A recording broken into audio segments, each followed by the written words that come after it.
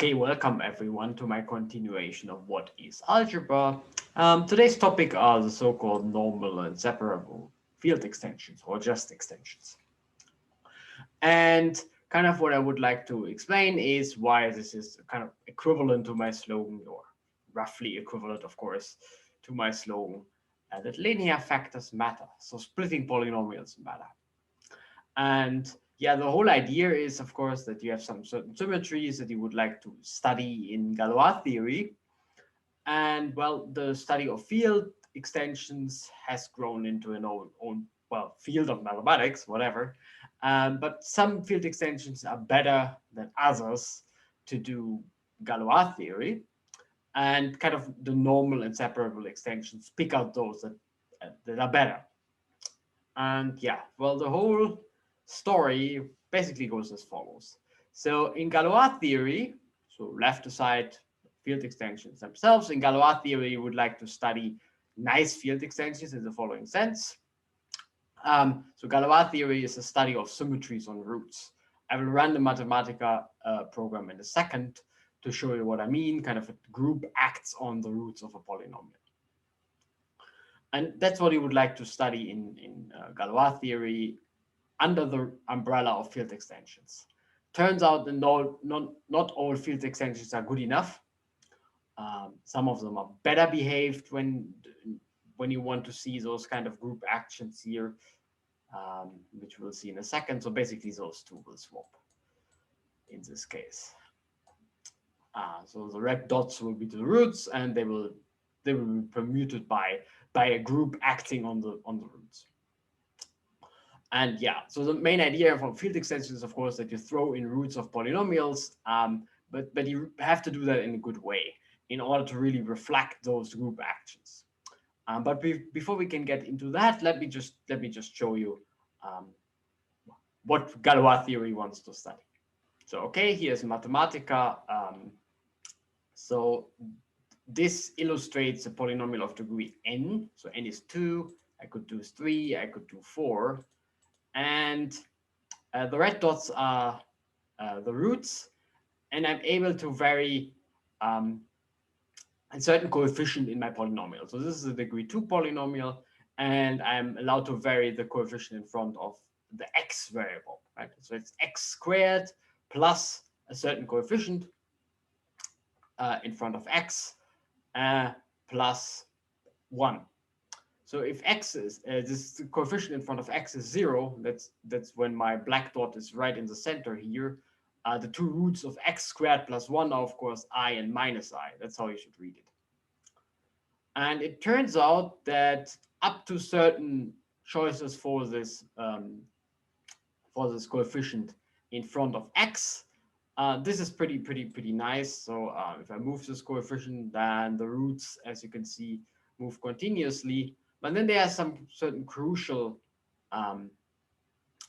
values, as you can see, yeah, almost. So the numerical precision of this program is not optimal, but that doesn't matter. So basically, if I would move my mouse precisely on this blue spot here, I would get multiple roots. Similarly for this blue spot. So there are two spots where this polynomial behaves slightly different depending on the coefficient in front of the x term. But anyway, you can also see, well, the point is, here's a group action. So here you can see it. So the two roots swap their position. So there's a group action of, in this case, a symmetric group in two letters. We can do better. So let's increase the degree, then it gets slightly nicer. So same setup. This is x to the 5 plus scalar times x plus 1. And I can vary the scalar by varying this black dot. And as you can see, the roots still behave very continuously when I'm moving this dot. And the point is, again, if I move here, then two roots would collide. So you get multiple roots. And here's the action of a group. As you can see, this is clearly a permutation action of the group. So there's clearly something going on. Here, things permute if I move around like this. And that's kind of what Galois theory wants to study. Again, here, if I move around like this. And this doesn't depend on the degree. Degree 8, x to the 8, scalar times x plus 1. Same pattern, just more roots. This is what Galois theory would really like to study. Yeah, so back to my slides. So this polynomial that you see here that I just illustrated was x to the 5 plus scalar times x. So scalar is a black dot plus 1. And the red dots are the roots, and you clearly have an action of a group on those roots, even in some continuous way. And kind of that's what you want to study in Galois theory. Galois theory. There's always a group acting, and that's what you would like to see reflected in field extensions. And sadly, that doesn't work for all field extensions, or maybe not sadly, maybe it's expected that it doesn't work for all field extensions.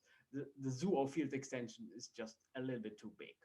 And these normal and separable pick out the ones that behave nicely with respect to these actions on groups. So let's have a look at an example. A very, very easy polynomial, well, maybe not too easy, but certainly not too hard. X cubed minus 2. And of course, all of you know at least one root of this thing, which is the third cube root of 2, which is here. But it has two other roots. One is here, and the blue one down here. And you have this beautiful symmetry that they arrange themselves along a triangle.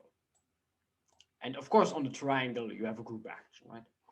Anyway, so don't look too much at the expressions here. The point is that's where they sit in the complex plane. So in the background, you have the complex plane. One of them is a real root. Of course, there's one third root of 2, which is a real root, and the others are not real roots. So this field extension, which you naturally would think is associated to this field here, is certainly a subfield of R. And that's kind of the problem, because you have obvious group action on this picture. For example, you can just swap those two roots. This is kind of a Z mod 2 action on this picture. By just swapping the two roots, and the two roots are always kind of scaled versions of what I call usually zeta, and zeta is just a choice of a primitive third root of unity. Anyway, and yeah, so the natural, in quotation marks, field associated to this equation is q adjoint this, maybe this third root of 2, this real number here, so you get a subfield of the real numbers. But certainly this group action that I just explained, or just showed to you here, this one, that's lost. You don't see it if you just look at this field extension here. In other words, the group action descends, if you just look at field extension, to the identity. You can't distinguish it from doing nothing. And that's not really nice. So in some sense, and yeah, in the sense of this video at least, this is a bad field extension. It's an ill-behaved example. A priori, nothing is bad about this field extension, but it doesn't really fit in this philosophy of studying group actions on roots. The algebraic way to see this, and that's the one maybe you want to keep in mind, is that the polynomial itself, the x cubed minus 2, has one flaw that you can see without knowing anything about group actions. The flaw is it doesn't split into linear factors in my field. And the problem is, yeah, I just can't see those two roots. So I can't factor it in linear factors. And I said again, this is a property that you could observe without knowing anything about a group action. So without knowing anything about Galois theory. So let's have a look at a well-behaved example. Kind of, it will be the closure of this example. We'll see that in a second. Don't look too much again at the precise values. So here's a certain polynomial, which I call f, and it has degree 6. And the point is what I do, so kind of what is missing here is the complex solutions. So kind of what's missing is this the complex number, which I then just throw in. So instead of looking at just q adjoint square root of 3, cube root of 2, square root of 3, cube root of 2, I just throw in my little zeta here, which is the same as looking at this element. That's not quite obvious. you could think about it a little bit, it's not so hard to see that those two field extensions are the same. And it happens, or this is how this example is constructed, that this guy up here is a, this was really bad, give me another one. This guy up here is the minimal polynomial of zeta plus third cube root of 2. Very good. And this is how the roots look like. And you clearly have kind of the same type of symmetry. You have this swapping symmetry, which connects those two dots.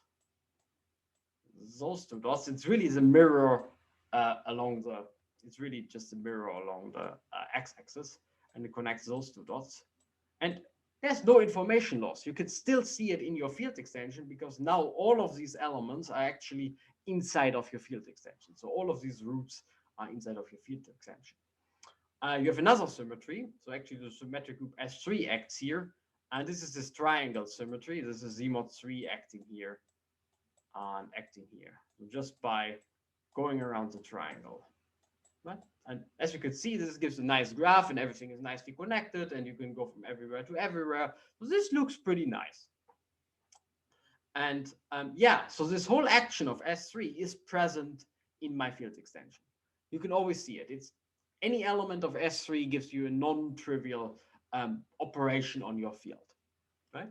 So in stark contrast to this example where I had a non-trivial operation on my roots, which was absolutely not reflected in the field at all. Here it's different. So this field really reflects the action on the roots. And the algebraic property you would observe is that f actually splits in this field.